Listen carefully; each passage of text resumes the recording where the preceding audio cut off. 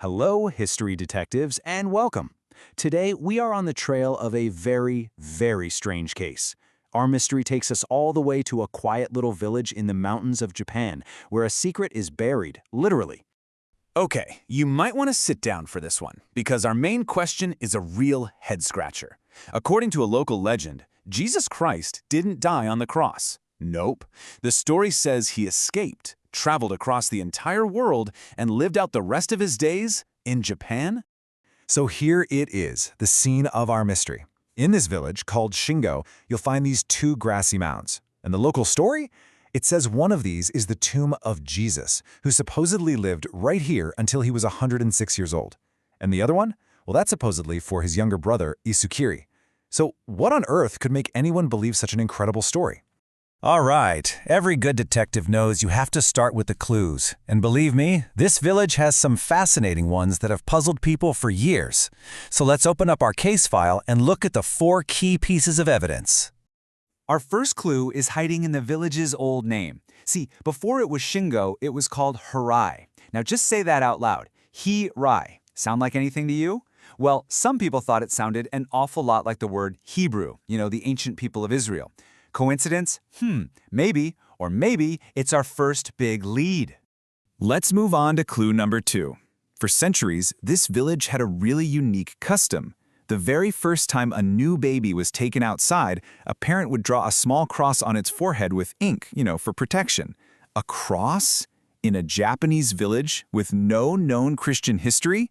Now that is interesting.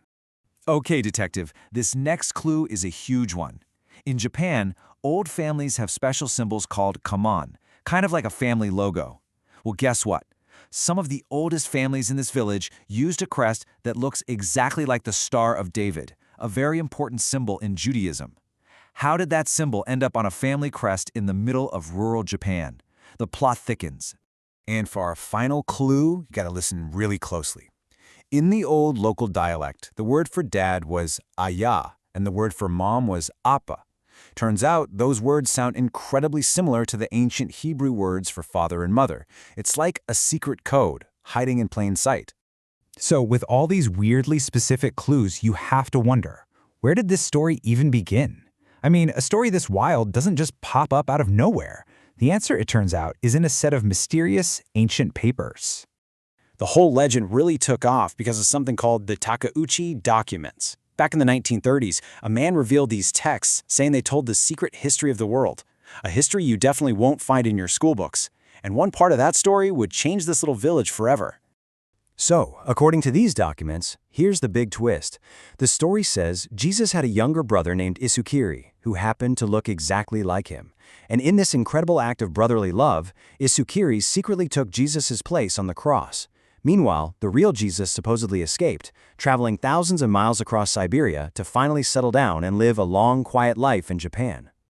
Now, this legend offers a really clever explanation for a famous moment. You've probably heard the words spoken from the cross, my God, why have you forsaken me?" Well, people who believe this story ask, why would the Son of God feel forsaken? But what if it wasn't him? What if it was his very human brother, Isukiri, up there feeling scared and abandoned? All of a sudden, those words mean something completely different. Okay, so that's the ancient story. But what about today?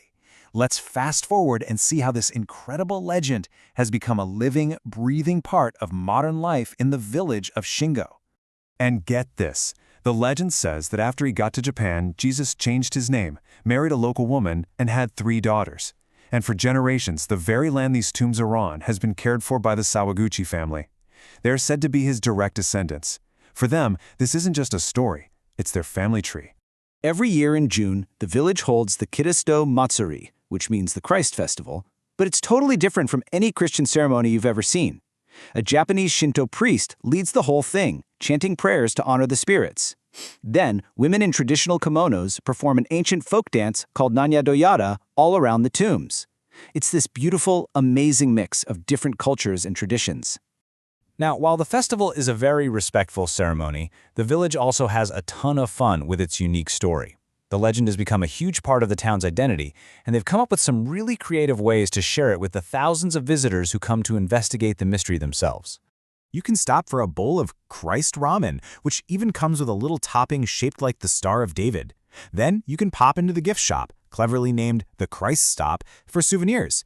And for dessert, how about some Dracula ice cream? It's made with garlic, which is a local specialty because, as we all know, vampires hate garlic and crosses. It all connects.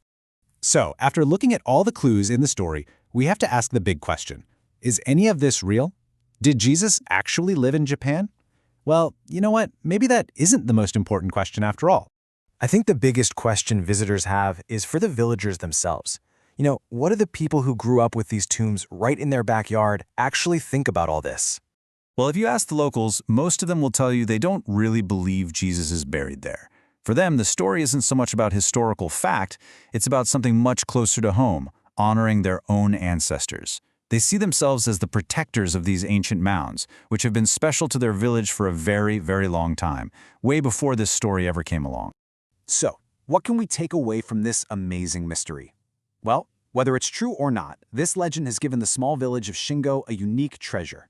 It's a romantic dream that makes their home special and reminds all of us that no matter where we come from, stories have this incredible power to build bridges, create wonderful traditions, and make any little corner of the world feel a little more magical. What do you think?